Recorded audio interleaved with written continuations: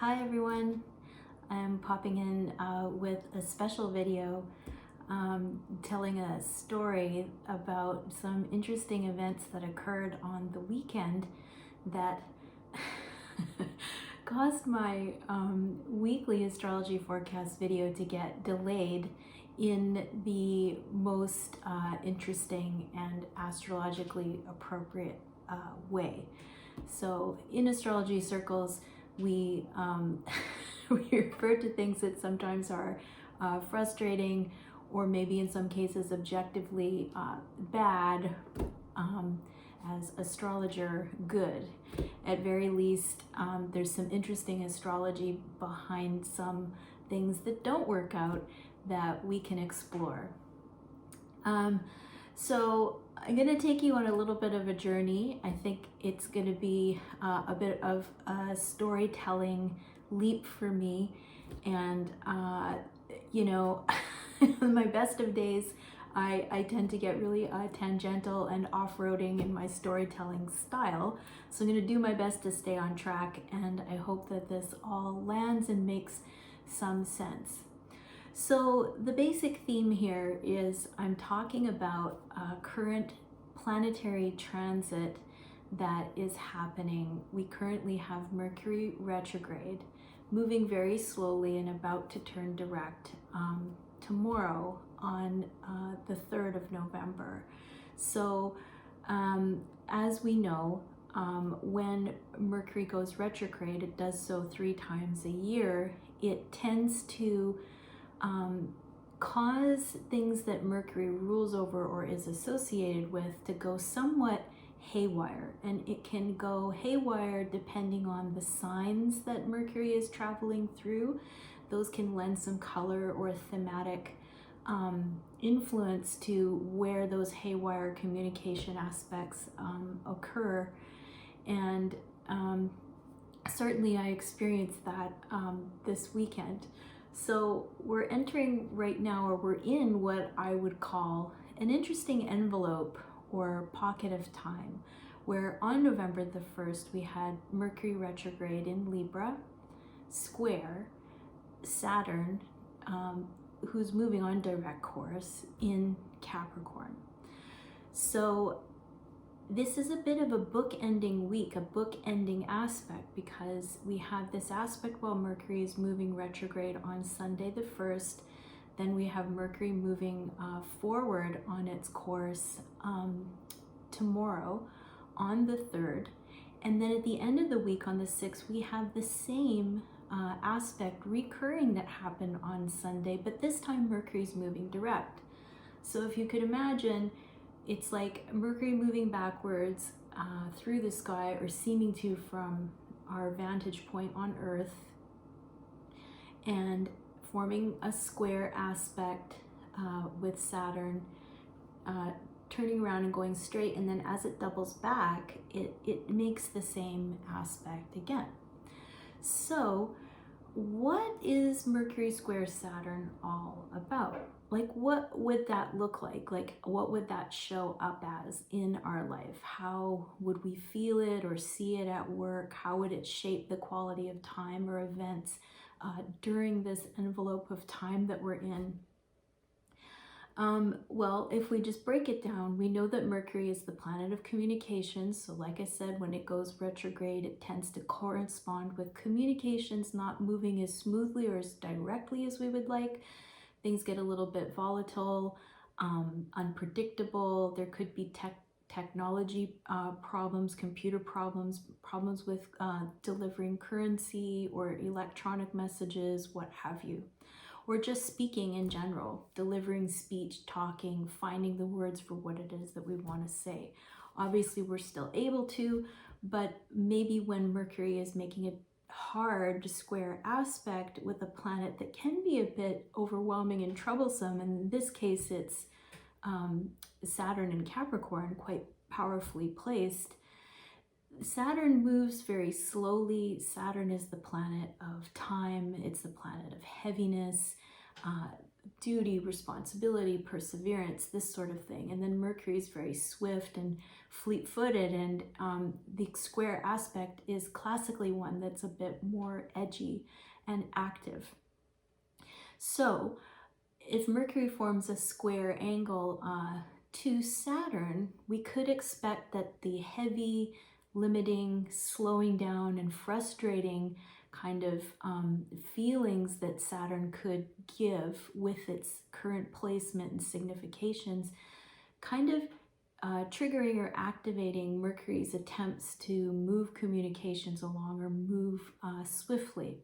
So you could encapsulate that in basically saying blockages in communications, slowdown in communications, temporary difficulties or limitations, and the resulting feeling that can rise out of that is frustration for us on a personal level and a collective level as well. Because if you think about it, if one thing's trying to move along really fast and the other one is demanding slowness and thoroughness, and the two clash, in this case in the square aspect, this is where the frustration or the grinding of the gears can arise.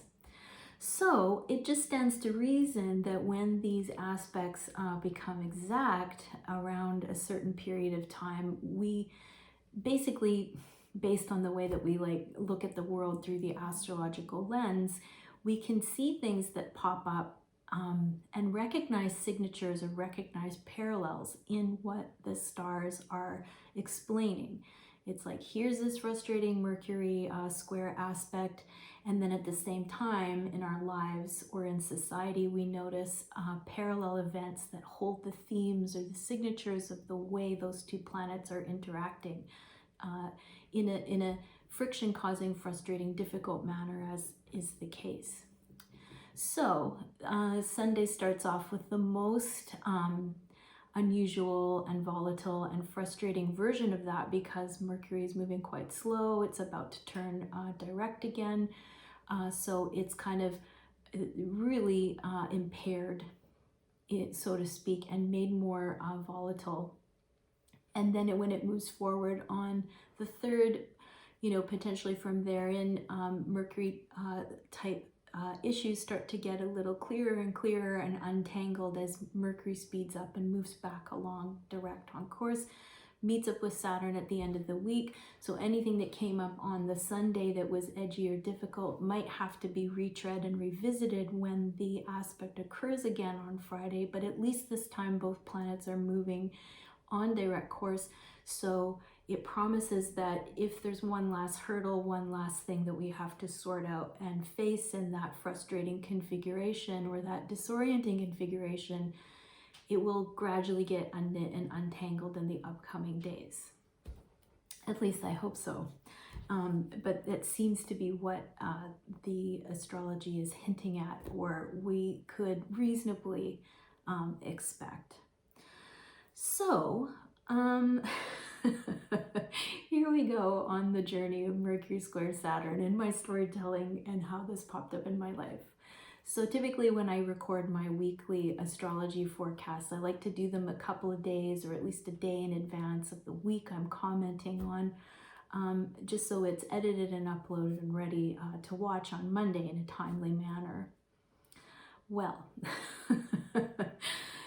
I was able to record my video. I did it on Sunday, November the 1st. Wasn't really paying attention to the time. I was basically just launching into the recording when I felt ready and I had the opportunity. And I knew that Mercury was square Saturn roughly around that time that day. But what I didn't realize is that I began the recording of the video during Mercury's hour that day. And when we venture into a communication effort during Mercury's hour or during Mercury's day, we could expect to have a little bit more of the flavor of the resonance of Mercury's current condition filter through into that effort. So as we know, Mercury's very impaired and a bit beleaguered and a bit frustrated in its efforts to make communications clear because of that square with Saturn I described. So I launch into my video right at that time. Basically, I guess from here I'll just post a clip of what happened. It's just a short clip so you can watch the progress of what occurred. I don't think it's outside the realm of Uranus's significations to have a UFO crossing the Taurus full moon on Halloween night. It was a surprise and it was weird and kind of cool. I hope that they're nice, whoever they were, inside that hovering, pulsing craft. Anyway, so that was the high energy vibe. I know a lot of people got in touch with me personally to talk about, whoa, like what's up? That was wild. I felt something. I think we can all kind of feel it, a bit of a buzz. Certainly my sleep schedule has gotten kind of weird. That's a thing. Sometimes full moons can keep people up. But anyway, and then of course, Sunday, the 1st of November, the first day of November, we had the the Mercury retrograde square to Saturn in Capricorn. That's going to repeat at the end of this upcoming week because Mercury's just about to turn direct. So the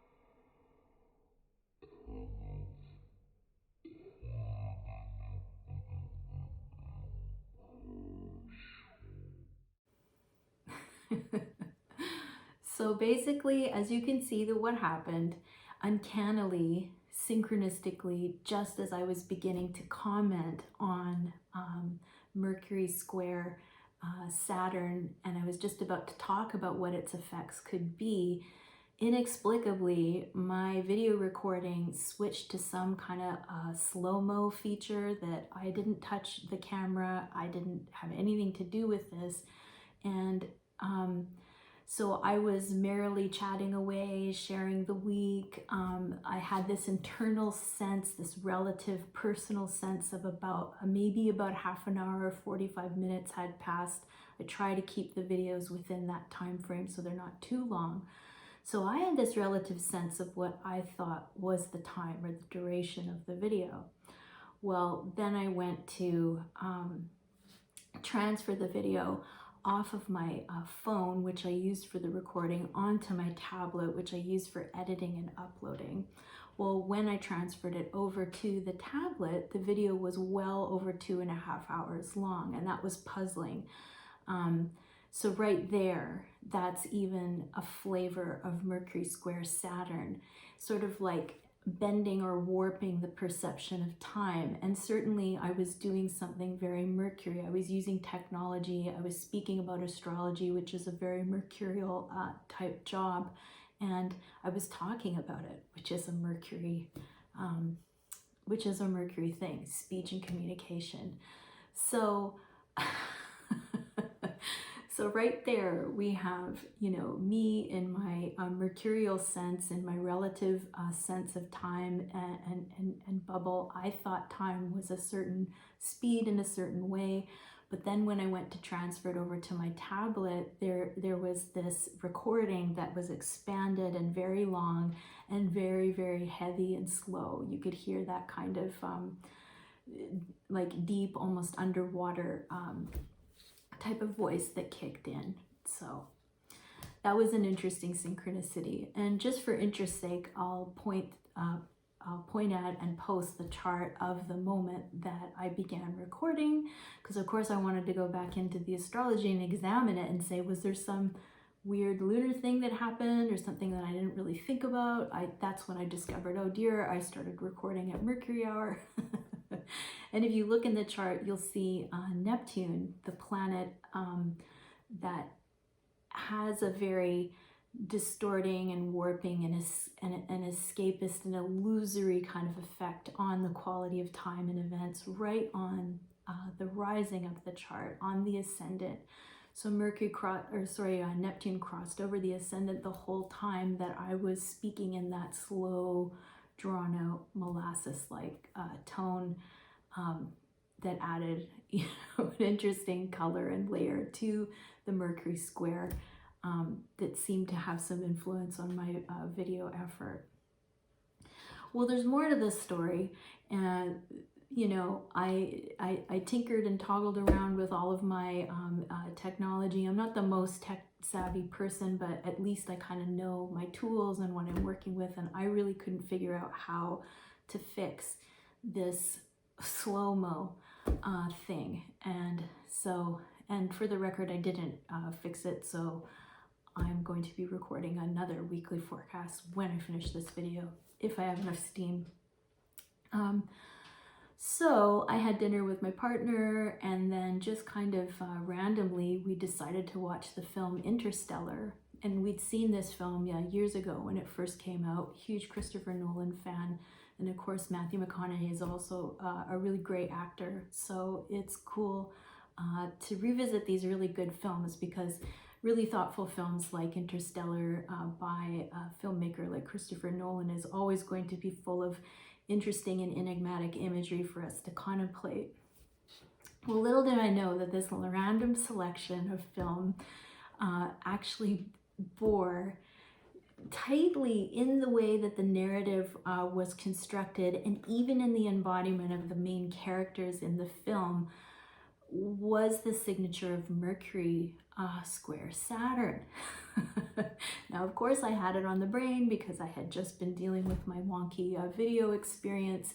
So I think that this discussion about how Interstellar is a film that embodies a Mercury square Saturn story and theme might be worth a deeper and longer study and video and blog post at some point. But I made a few notes that I just want to share with you that I thought were kind of uncanny, and there might be things that I'm missing when I relay this to you. Maybe you'll listen to it and think of some other things. Please reach out and we can chat about it and geek out about this way of seeing the world through the astrological lens. Now, for me being an astrologer, when I watch films and there are really interesting actors in the film and the story is really interesting, I have this habit, and other astrologers watching, maybe you have this habit too, is I'm always really curious about the birth chart data of the actors that are carrying the weight of the film. I've noticed a lot of the time that actors have baked into the matrix of their birth chart, the time of their own ensoulment. They often have planetary signatures that line up or map out with characters that they portray, and sometimes really famously portray characters that sometimes launch them into public awareness and in the public imagination in a really deep way, they often kind of match up with something that is in the promise of their birth chart if we look at it a little more closely. So remember, the astrology aspect or signature that we're talking about here is Mercury square Saturn. So always bringing us back to what are the core themes of Mercury and what are the core themes of Saturn as we go on this little analysis of, well, first the actor Matthew McConaughey and the film Interstellar. So, it should also be noted, which is quite interesting, I'm going to say two things quick before I forget. The time that I started recording my video where I had that weird time warping effect, it was at 2:49 p.m. on November the 1st. Well, if you look at the time count for the length of the film Interstellar, it's 2 hours and 49 minutes. So I was struck by that. And that kind of gave me this feeling that this film is significant. It's mirroring something about that, the quality of the time that I experienced, and it's a teaching tool for sure. Then I noticed when I started to geek out and fangirl and like look up Matthew McConaughey and say like, who is this actor? What's he all about? What's his chart all about? His birthday is November the 4th, the day after Mercury stations direct. So imprinted in this actor's birth chart is actually a lot of parallels in the quality of time that we're experiencing right now. The planetary configurations of early November, a lot of them are in his chart already. So he's kind of like living it out as like an intrinsic part of his experience of time and his destiny, if I may offer that from an astrological perspective. So I'll pop his chart up here really quick. I don't want to get into a huge analysis of, that's really, deep about like his life and all that kind of stuff, which, just from an astrology fan perspective could be fun for another video. I just want to point out the parts of his chart that line up with the character that he played in the film and also really line up with the signature of Mercury square Saturn that I think is really explored in the film and describes the current envelope of time that we're in. So if you look at his chart, his rising, he's Gemini rising. And many great actors and performers have Gemini featuring really strongly somewhere as a sign archetype in their chart, and often on the rising. The symbolism of that person's outer exterior, the way that they move through the world, and it helps to navigate them toward their sense of purpose or identity, or even their destiny. So to have Gemini rising, this is the sign of the twins, the duality, shape-shifting. It's ruled by the planet Mercury, so that we know that this actor in astrology language is a child of Mercury. He is a shapeshifter, and one of the great shapeshifters in acting, because we've literally seen him change his body size and dimension and form to pare down into a very, very thin, emaciated character, as he did in Dallas Buyers Club, and then also expand into stronger and more athletic forms and other roles. So it's a huge part of how he expresses his physicality, and he goes through his craft. He does it in a very Gemini way, in a shape-shifting, mercurial way. And certainly Mercury, as a legendary mythological character, was a bit of a trickster, playing with illusion, playing with people's expectations and their ideas, taking them on a bit of a trip and tricking them at times. So that's also, if we go just a little bit deeper into his chart for a moment, we see that he has his moon sign in Virgo. He was born at night when the sun was down, so the moon has a pretty big sway over his perceptions and how he sees the world. So the moon is also under Mercury's sign. So then if we go in his chart and see where Mercury is, interestingly enough, Mercury and the sun are in Scorpio, which we would expect for this time of year because he was born on November the 4th. So when Mercury finishes its retrograde re-loop, it's going to go back into Scorpio, which is kind of interesting. So this actor is really channeling, as I said, the essence of the time, and to watch him in a film play out this aspect of Mercury square Saturn was really quite fascinating and really quite appropriate. So then, how is Interstellar a Mercury square Saturn film? Like, what is that all about? Like, what am I trying to say?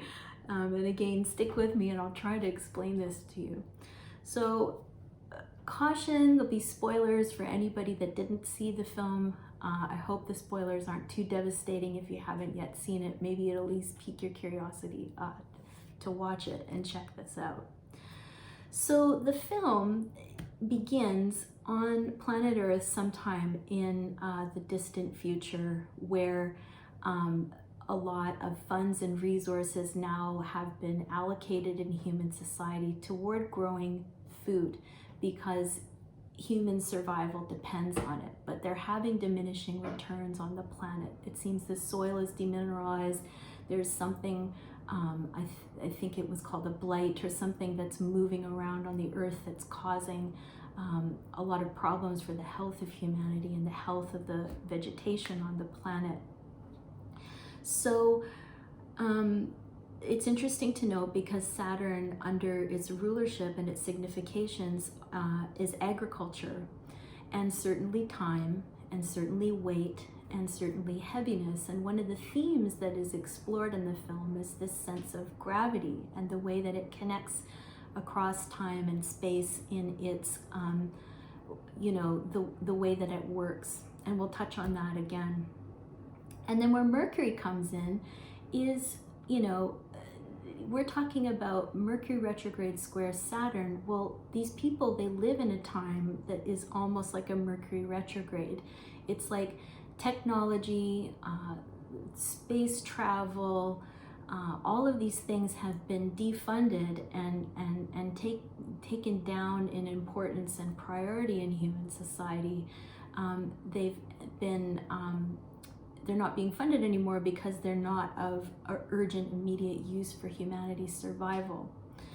Now here's where Matthew McConaughey's character embodies the signature of Mercury square Saturn. He's a father who's in a really frustrated position because in his former life, he had a Mercury profession. He was an engineer, quite a brilliant engineer, as the story suggests, and he was also a space pilot. So we know that Mercury, one of Mercury's significations is speed and travel and transportation. So, and also being an engineer is analyzing data and information and mathematics in a very high level way for problem solving. Again, another stroke for Mercury. So this was the character's original profession.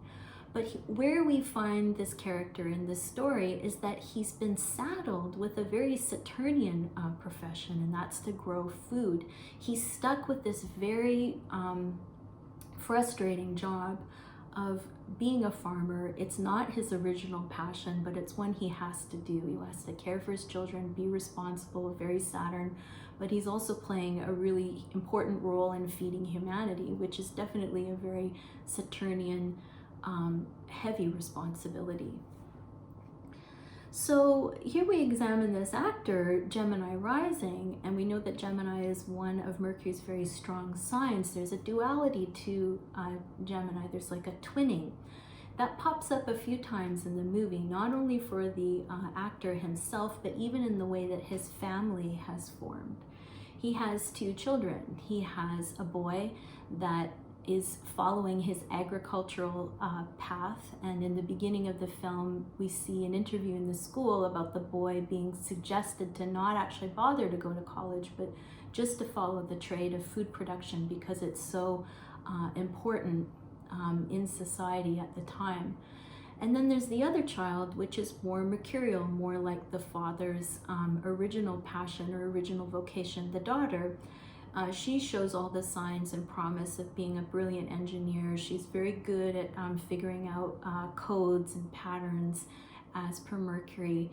And so the father, his interests and his frustrations have almost like bifurcated into these two children that are living out these two polar differences of his destiny. He loves them both, and then later you see in the film that even the children themselves have an almost Mercury square Saturn type relationship where they have the bond of family, but not always an easy way of relating or communicating, and frustrating ways.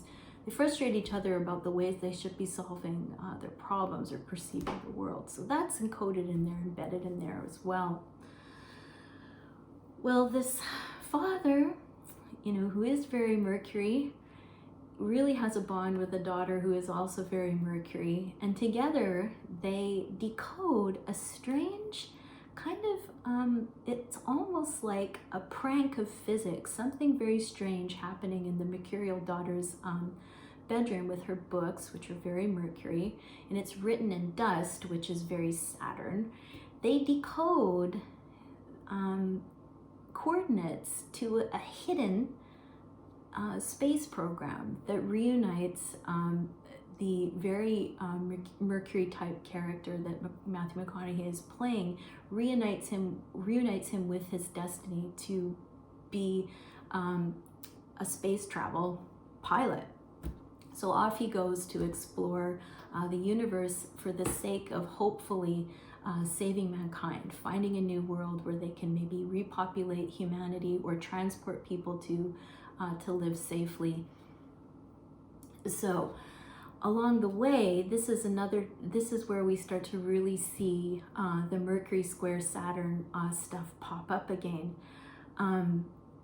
Uncannily, Saturn is in this film in a big way. You see Saturn a few times, this massive ringed planet where the scientists of this, NASA scientists of the sometime human future have found a wormhole, this spherical, it appears to be spherical passageway that someone of higher intelligence and higher technology seems to have placed right beside Saturn very purposefully.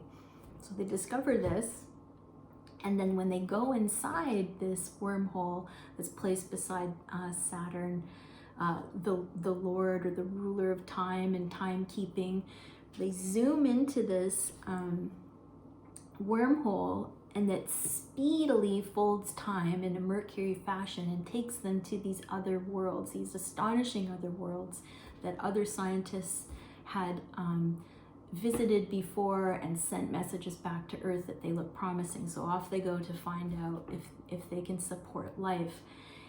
And this is where this whole theme of bending time, experiencing time in your own relative sort of bubble in the space-time continuum gets detached or out of sync or out of phase with the way others are experiencing time in their space-time location. They very quickly learn that one of the high-stake features of this very dangerous interstellar mission is that time is like a resource, like fuel, that they have to use wisely, because every time they use time when they're out in the exploration of the promising planets, it costs them decades back on Earth in time. So there's this huge out of phase, out of sync thing where in some kind of strange mercurial bubble, the youth of these characters is preserved by the cryosleep that they can enter to help make their time last longer, and also the fact that they are caught in their current time while time back on Earth is progressing rapidly, and they are getting more and more disconnected from it. So again, that feels like a very kind of fraught and activated and strange, accelerated relationship between speed and time and relative experience of time, and then the gravity of time on Earth. So there's even a signature of Mercury retrograde in this film, because our Mercury character in Matthew McConaughey, we learn through the narrative of the story that he's actually gone on this time-space loop where he appeared to be moving forward in his time, But then there's a time when he turns around and we realize in retrospect, earlier in the film, he's interacting with characters while he's doubling back and they're moving forward.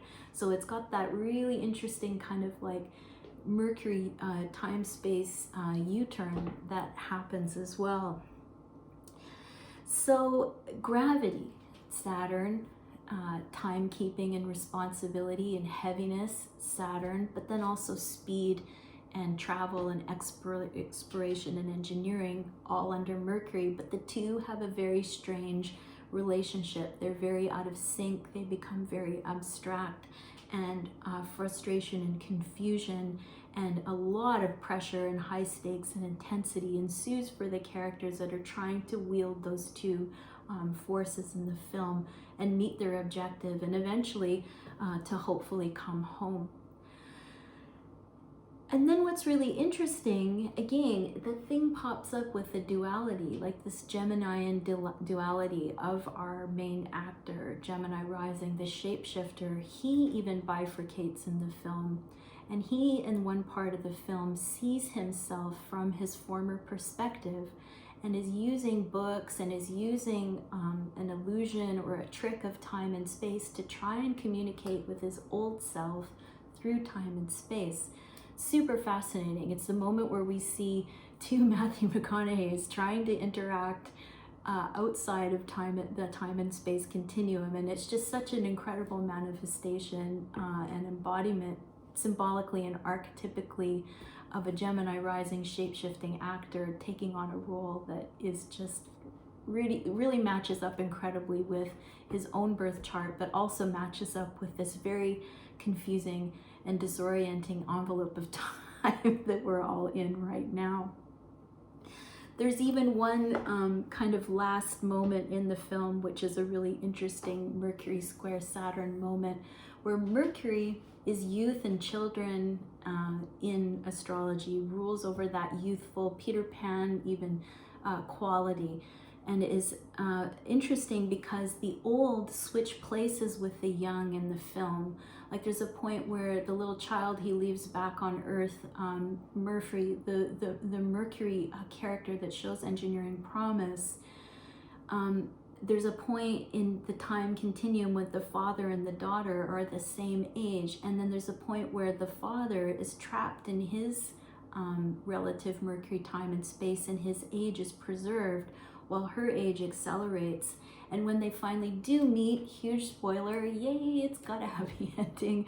Papa comes home and he sees his daughter, but now it's kind of moving actually. She's become Saturn. She's very aged and old, and she was the one that had patience that her now young looking father would return back to Earth and they'd be reunited. So again, it's a strange frustration where they're out of phase and yet they still try to communicate and connect. So it's an excellent film. Christopher Nolan never ceases to blow my mind and warp my expectations, my sense of Saturnian order and structure and boundary in this realm, playing with a non-linear sense of time and certainly communicating some really fascinating symbols and human themes in the film. So it's not too late. I highly recommend it if you can find it. I mean, I think it's on Netflix. See Interstellar. Think about the quality of Mercury. Think about the quality of Saturn. What does that feel like when they're in square aspect? And consider how interesting it is that a child of Mercury is playing a really pivotal part in this film and carrying the narrative that really speaks to this time envelope that we're in now. And it happens to be his birthday. So crazy. So happy birthday, Mr. McConaughey. Thank you for that great film. And thanks for watching my deep dive into gravity, time, relativity, warping, and how cool that I ended up watching a film that was a testament to it all. Take care and enjoy the rest of the week.